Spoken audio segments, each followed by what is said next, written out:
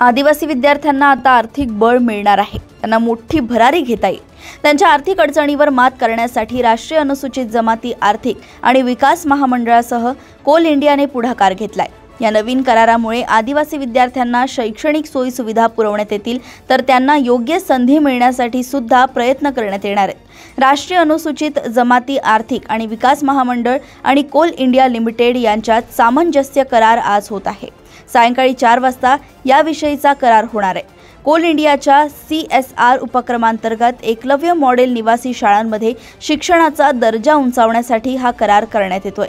या करारांतर्गत चांगले शिक्षणाच्या संधी, क्षमता वृद्धी आणि सक्षमीकरणासाठी निधीचा वापर करण्यात येणार आहे। याविषयीची माहिती आदिवासी कार्य मंत्रालयाने दिली आहे। नवी दिल्लीतील नॅशनल ट्रायबल रिसर्च इन्स्टिट्यूटमध्ये हा करार करण्यात येणार आहे। या कार्यक्रमाला केंद्रीय आदिवासी कार्य मंत्री ज्युएल ओराम, केंद्रीय कोळसा आणि खाण मंत्री जी किशन रेड्डी, राज्यमंत्री सतीश चंद्र दुबे हे उपस्थित असतील। यावेळी या कार्यक्रमाची रूपरेषा, करार, त्यातून होणारे बदल याची माहिती देण्यात येणार आहे।